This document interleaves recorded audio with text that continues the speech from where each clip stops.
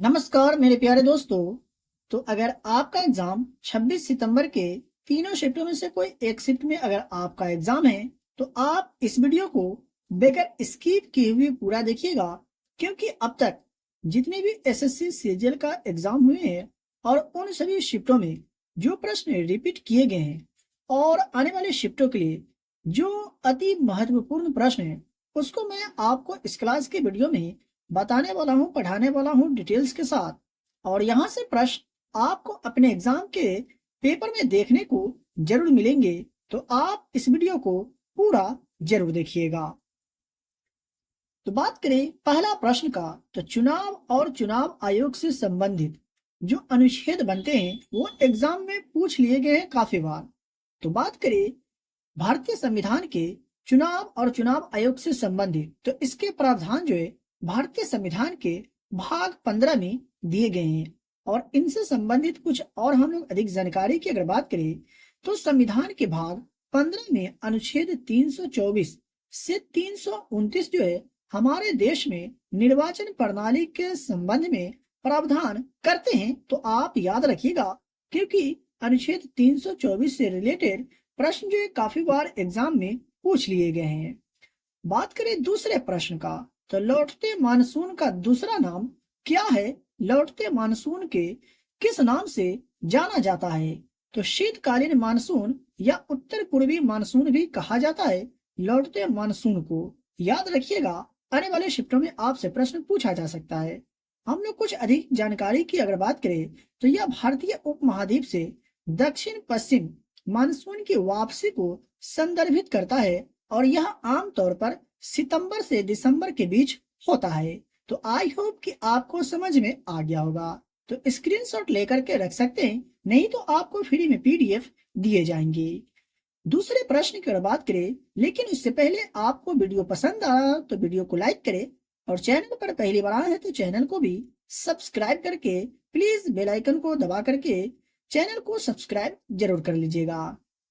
अगला प्रश्न संविधान से है, यानी संविधान के किस संशोधन ने जीएसटी को पेश किया? तो भारतीय संविधान के 101वें संविधान संशोधन अधिनियम 2016 ने वस्तु एवं सेवा कर पेश किया, यानी जीएसटी पेश किया था। याद रखिएगा, आने वाले शिफ्टों में प्रश्न पूछा जा सकता है। बात करें दूसरे प्रश्न का, तो सूखा संभावित क्षेत्र कार्यक्रम जो है किस पंचवर्षीय योजना के दौरान शुरू की गई थी? तो चौथी पंचवर्षीय योजना के दौरान शुरू की गई थी। बात करें चौथी पंचवर्षीय योजना का, तो 1969 से लेकर के वर्ष 1974 तक चौथी पंचवर्षीय योजना का कार्यकाल रहा। ये आप याद रखिएगा, क्योंकि पंचवर्षीय योजना से रिलेटेड प्रश्न काफी बार एग्जाम में पूछ लिए गए हैं। बात करें हम लोग पहली पंचवर्षीय योजना का, तो ये कौन से मॉडल पर आधारित थी? तो हैरोल्ड डोमर मॉडल पर आधारित थी पहली पंचवर्षीय योजना। और पंचवर्षीय योजना की शुरुआत कब हुई? तो 1951 में। और पहली पंचवर्षीय योजना के कार्यकाल अगर आपसे पूछा जाए तो 1951 से 1956 तक पहली पंचवर्षीय योजना का कार्यकाल रहा। दूसरी पंचवर्षीय योजना की अगर बात करें तो ये महालनोबिस मॉडल पर आधारित थी। आई होप कि आपको ये भी समझ में आ गया होगा। बात करें दूसरे प्रश्न का, तो थियोसोफिकल समाज की स्थापना, यह भी प्रश्न एग्जाम में काफी बार पूछ लिए गए हैं। तो याद रखिएगा, थियोसोफिकल समाज की स्थापना 1882 में की गई थी। दूसरे प्रश्न की अगर बात करें तो करंट अफेयर से रिलेटेड प्रश्न है और यह एग्जाम में काफी बार पूछ लिए गए हैं। तो याद रखेंगे, 2026 का जो राष्ट्रमंडल खेल जो होने वाला है, इस खेलों की मेजबानी कौन सा देश करेगा? तो ऑस्ट्रेलिया करेगा। और ऑस्ट्रेलिया का विक्टोरिया राज्य 2026 के राष्ट्रमंडल खेलों की मेजबानी करेगा। याद रखिएगा। दूसरे प्रश्न की अगर बात करें तो वेल्डिंग में इस्तेमाल होने वाली गैसों कौन सी है, यानी वेल्डिंग में कौन से गैस का इस्तेमाल किया जाता है? याद रखेंगे साथियों, वेल्डिंग में ऑक्सीजन और एसिटिलीन गैस का इस्तेमाल किया जाता है। दूसरे प्रश्न की अगर बात करें तो अमजद अली खान, काफी महत्वपूर्ण प्रश्न है और काफी बार इनसे रिलेटेड प्रश्न जो है एग्जाम में पूछ लिए गए हैं। तो अमजद अली खान एक सरोद वादक थे और यह सेनिया घराने से संबंध रखते हैं। याद रखेंगे, यहां से भी काफी बार एग्जाम में प्रश्न पूछा जा चुका है। तो बात करें डीपीएसपी का, तो डीपीएसपी से रिलेटेड प्रश्न जो है काफी बार एग्जाम में पूछ लिए गए हैं और आने वाले शिफ्टों में भी पूछा जा सकता है।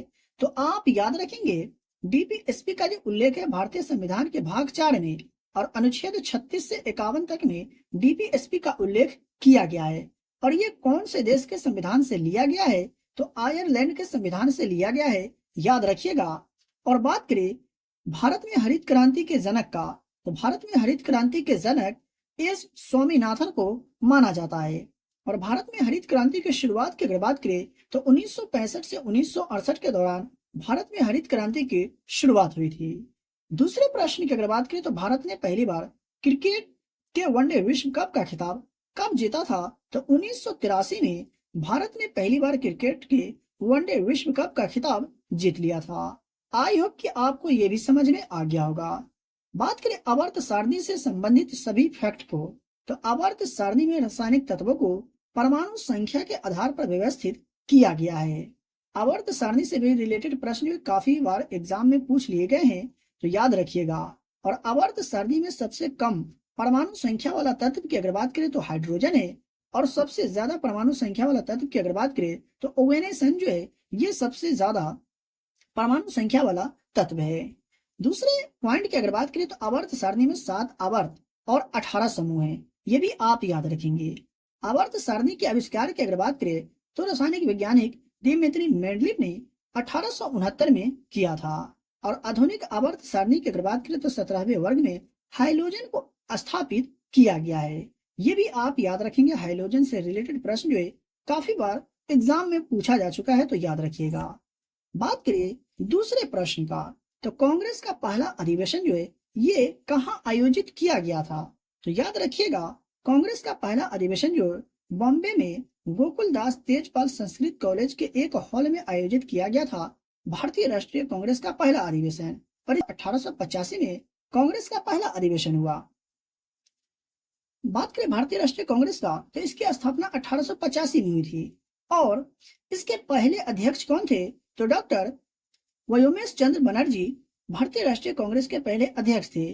और बात करें इसके प्रथम मुस्लिम अध्यक्ष कौन थे? तो बदरुद्दीन तैयब जी। और प्रथम महिला अध्यक्ष की अगर बात करें तो एनी बेसेंट भारतीय राष्ट्रीय कांग्रेस की प्रथम महिला अध्यक्ष थी।